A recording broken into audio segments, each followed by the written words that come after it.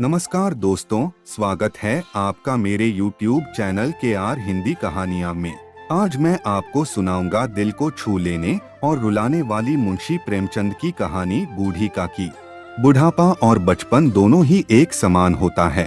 बूढ़ी काकी के सभी अंग जवाब दे चुके थे।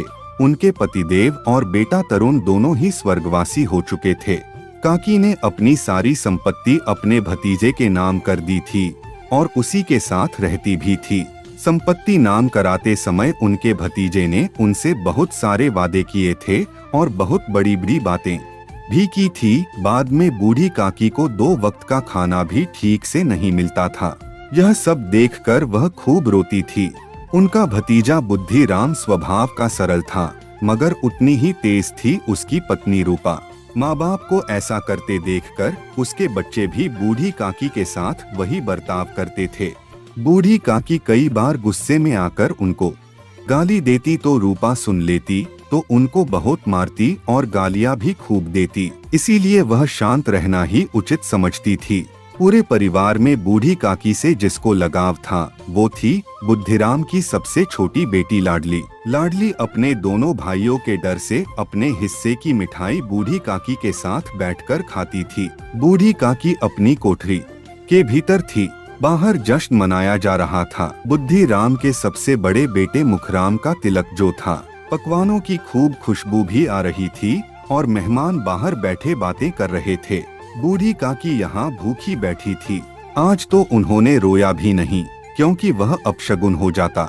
यहाँ उनको खाना देने वाला कोई नहीं था और आज लाडली भी उनके पास नहीं आई। वह अलग अलग खाने की कल्पना करने लगी और यह सोचते हुए वह कढ़ाई के पास जाकर बैठ गई। रूपा अपने काम में बहुत व्यस्त थी। वह कभी यहाँ जाती तो कभी वहाँ जाती।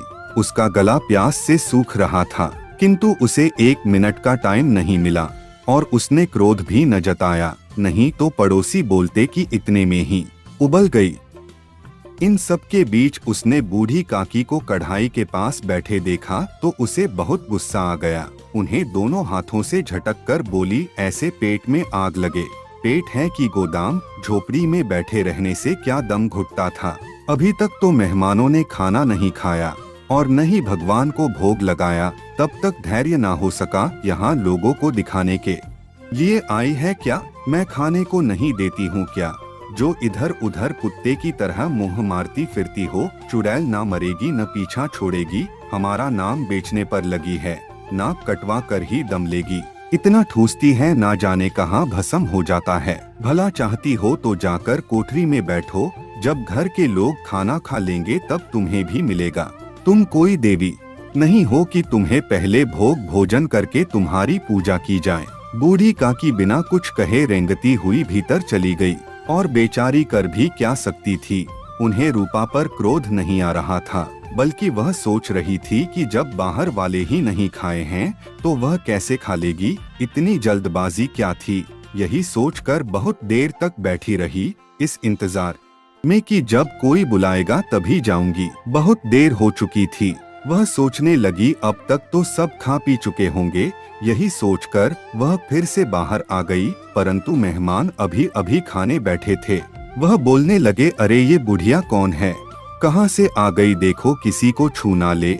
यह देखकर बुद्धिराम ने पूरी की थाल पटक दी और बूढ़ी काकी को एक अंधेरी कोठरी में ले जाकर धम से पटक दिया। अब तक सभी ने भोजन कर लिया था, पर बूढ़ी काकी को किसी ने नहीं पूछा। लाडली बूढ़ी काकी से बहुत प्यार करती थी, पर वह उनके पास अपनी माँ के डर से न जा सकी। उसके मन में कई बातें आ रही थी और बूढ़ी काकी के साथ किया बर्ताव भी अच्छा नहीं लग रहा था। इसलिए वह अपने हिस्से की पूरी न खाकर गुड़िया की पिटारी में रख ली थी और यह सोचकर कि काकी यह देखकर खूब खुश हो जाएगी। रूपा आंगन में सो रही थी। जब लाडली को यकीन हो गया कि वह सो गई है, तब हिम्मत करके लाडली काकी के पास गई। काकी की उम्मीद अब तक तो मिट चुकी थी और जो कुछ भी हुआ वह उनके दिमाग में आ रहा था।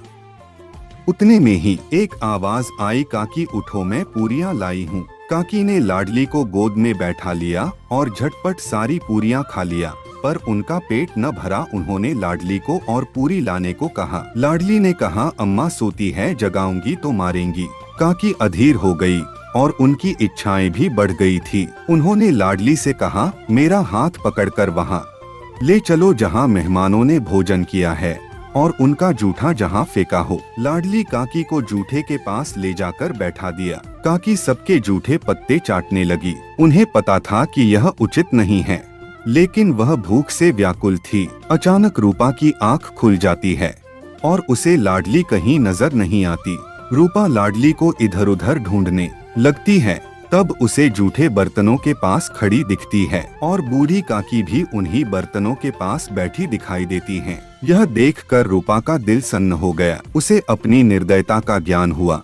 उसे समझ आ चुका था कि वह जिसकी बदौलत राज कर रही है, उसने उनकी इतनी दुर्गति की है। रूपा उठी और खाने की थाली सजाकर बूढ़ी काकी के पास जाकर बोली, काकी उठो यहाँ से और चलो भोजन कर लो। मुझसे बहुत बड़ी भूल हुई है, बुरा न मानना। परमात्मा से प्रार्थना करो कि वह मेरा अपराध क्षमा करें। बूढ़ी काकी सब कुछ भुलाकर सिर्फ खाना खाने लगी और वहीं पर रूपा वह स्वर्गिक दृश्य को देख रही थी। कहानी सुनने के लिए धन्यवाद दोस्तों। कहानी कैसी लगी बताइएगा जरूर। यदि आप मेरे चैनल पर नए हैं तो चैनल को सब्सक्राइब करें और घंटी वाला बटन जरूर दबाएं ताकि आपको आने वाली नई कहानी की नोटिफिकेशन मिल सके। कहानी अच्छी लगी हो तो लाइक और शेयर करना मत भूलना। मिलते हैं नई कहानी के साथ। नमस्कार।